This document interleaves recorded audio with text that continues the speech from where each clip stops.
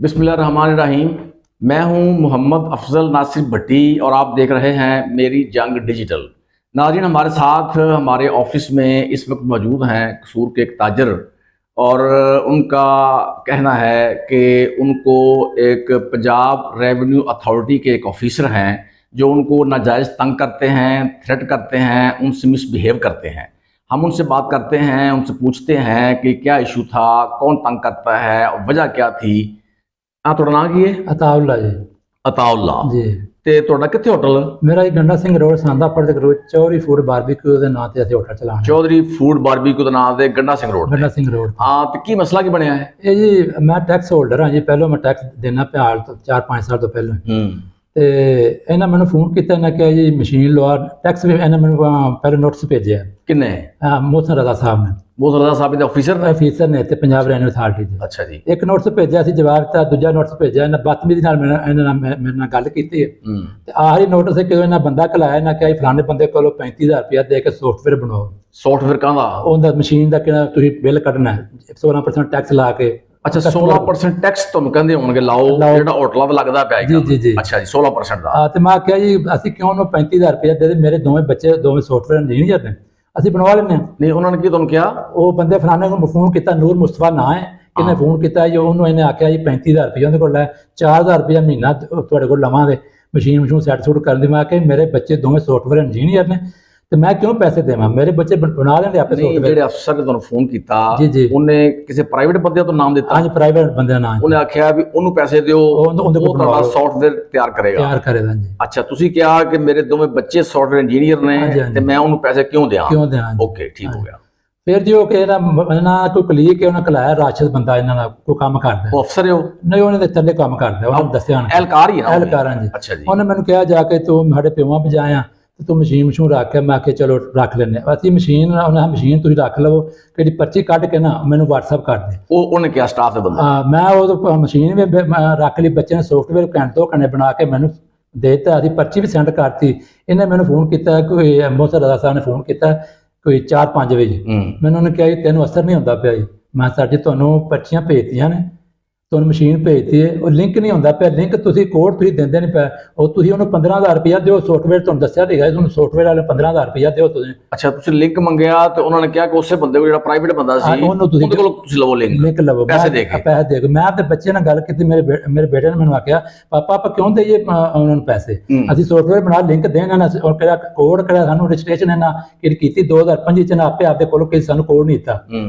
ਉਹ ਫਿਰ ਮੈਨੂੰ ਆਇਆ ਕਿ ਤੇਰੇ ਕੋਲ ਰਾਤ 12 ਵਜੇ ਤੱਕ ਟਾਈਮ ਹੈ ਤੇ 12 ਵਜੇ ਤੱਕ ਤੇਰਾ ਚਾਲੂ ਹੋ ਜਾ PR ਨਾਲ ਲਿੰਕ ਹੋ ਜਾ, ਨਹੀਂ ਤੇ ਤੇਰਾ ਮੈਂ ਸਾਹ ਬੰਦ ਕਰ ਦਿਆਂਗਾ। ਮੈਂ ਸਰ ਜੀ ਇਹ ਤੇ ਗੱਲ ਨਾ ਹੋਈ। ਸਾਹ ਬੰਦ ਕਰ? ਮੈਂ ਇਨਸ਼ਾਅੱਲਾ ਹੋ ਜਾ, ਮੈਂ ਤੇਰੀ ਇਨਸ਼ਾਅੱਲਾ ਕੋਈ ਨਹੀਂ ਵੇਖਣੀ।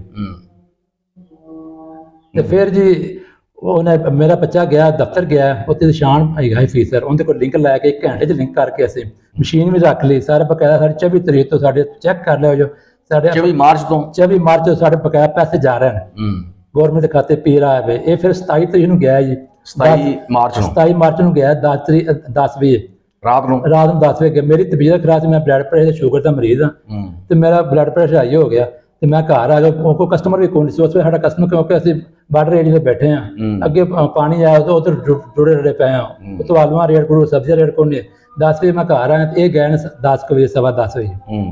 ਅਜੇ ਮੈਂ ਘਰ ਬਹਿਣਾ ਪਿਆ, ਜਾ ਕੇ ਮੈਂ ਗੋਲੀ ਲਈ ਬਲੱਡ ਪ੍ਰੈਸ਼ਰ ਦੀ ਤੇ ਮੈਨੂੰ ਉੱਥੇ ਬੰਦਿਆਂ ਫੋਨ ਕਰਤਾ ਜੀ ਮੋਹਸਨ ਰਜ਼ਾ ਸਾਹਿਬ ਆਏ ਨੇ, ਉਹ ਤੁਹਾਨੂੰ ਬੁਲਾਉਂਦੇ ਨੇ। ਮੈਂ ਉਹਨਾਂ ਨੂੰ ਕੋਈ ਤਬੀਅਤ ਖਰਾਬ ਹੈ, ਦਫ਼ਤਰ ਮਿਲਣਾ ਆਣ। ਉਹਨਾਂ ਨੇ ਹੁਣੇ ਬੁਲਾਓ ਉਹਨੂੰ। ਮੇਰੇ ਬੇਟੇ ਘਰ ਸੀ, ਆ ਗਿਆ ਸੀ, ਲੋਰਮ ਜੋਬ ਕਰਦੇ ਸੀ, ਉਹਨਾਂ ਅਸੀਂ ਜਾਂਦੇ ਉੱਥੇ ਗਿਆ ਨੇ। ਬਕਾਇਦਾ ਉਹਨਾਂ ਸਕੈਨ ਕਰਕੇ ਮਸ਼ੀਨ ਵੇਖੀ ਹੈ, ਸਾਰਾ ਕੁਝ ਕੀਤਾ, ਬਕਾਇਦਾ ਕਿਹੜੇ ਬਿੱਲ ਕੱਟੇ ਨੇ। 1600 ਰੁਪਇਆ ਟੈਕਸ ਉਸ ਦਿਨ ਗੌਰਮੈਂਟ ਨੂੰ ਗਿਆ ਸਾਡਾ। ਤੇ ਬਕਾਇਦਾ ਮਸ਼ੀਨ ਚੈੱਕ ਕਰਕੇ ਉੱਥੇ ਮੇਰੇ ਬੇਟੇ ਨੇ, ਵੱਡੇ ਬੇਟੇ ਨੇ ਮੇਰੇ ਕਿਹਾ ਕਿ ਸਰ ਜੀ ਮੋਹਸਨ ਰਜ਼ਾ ਸਾਹਿਬ ਤੁਸੀਂ ਮੇਰੇ ਬਾਪ ਨਾਲ ਬੇਸੇਵਜਾ ਕੀਤਾ। ਮੈਨੂੰ ਉਹਨੇ ਕਿਹਾ ਤੇਰਾ ਸਾਹ ਬੰਦ ਕਰ ਦੇਣਾ। ਆਂਦਾ ਜੀ ਮੈਂ ਪੁਲਿਸ ਵੱਲੋਂ ਆਇਆ, ਮੇਰਾ ਲਹਿਜਾ ਮੈਨੂੰ ਮਹਿਕਮਾ ਇਜਾਜ਼ਤ ਦਿੰਦਾ। ਕੀ ਕਿਹਾ ਉਹਨੇ? ਮੈਂ ਤੇਰਾ ਸਾਹ ਬੰਦ ਕਰ ਦਿਆਂਗਾ।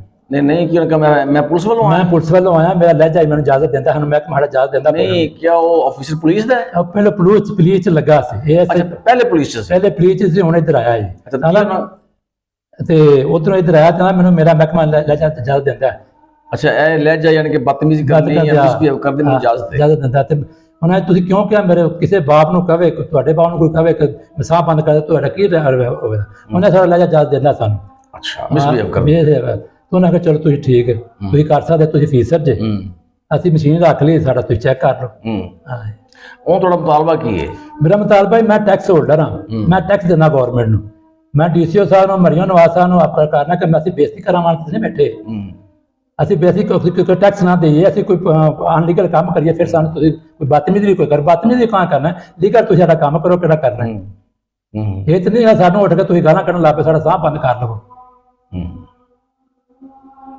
ਤੁਸੀਂ ਕੋਈ ਕੰਪਲੇਂਟ ਕੀਤੀ ਕਿਤੇ ਆਹ ਕੰਪਲੇਨ ਮੈਂ ਮਰੀਮ ਨਵਾਜ਼ ਪੋਰਟਲ ਤੇ ਕੰਪਲੇਨ ਕੀਤੀ ਕੰਪਲੇਂਟ ਕੀਤੀ ਤੁਸੀਂ? ਹਾਂਜੀ ਉਹਦੇ 'ਚ ਕੀ ਲਿਖਿਆ ਤੁਸੀਂ? ਉਹਦੇ 'ਚ ਇਹ ਕੁਝ ਲਿਖਿਆ ਕਿ ਤੁਹਾਨੂੰ ਦੱਸਿਆ जी नाज़रीन, आपने अताउल्लाह साहब की बात सुनी है जिनका एक होटल है इधर चौधरी फूड्स के नाम से सांदा फाटक के करीब, जैसे उन्होंने बताया है। और उनकी जो उन्होंने बात बयान की है कि चलो मशीन लगानी थी जिसमें वो 16% टैक्स काटते हैं, ये ठीक है, ये महकमे का जिम्मेदारी है वहाँ पे मशीन इंस्टॉल करवानी और 16% टैक्स लेना। जैसे उन्होंने बताया है कि अगर महकमे वालों ने उनके साथ मिसबिहेव किया है, बदतमीज़ी की है, तो इसकी कानून इजाज़त नहीं देता। किसी सूरत भी इसकी कानून इजाज़त नहीं देता कि आप किसी शहरी के साथ जाके बदतमीज़ी करें, मिसबिहेव करें, उसको बेइज्जत करें जाके, ये किसी सूरत भी काबिल कबूल है भी नहीं है। तो उन्होंने कंप्लेंट कर दी है सीएम पोर्टल पे, तो अब देखते हैं क्या होता है। इसके साथ ही मोहम्मद अफजल नासिर भट्टी को इजाज़त दीजिए। मेरी जंग डिजिटल से अल्लाह हाफिज़।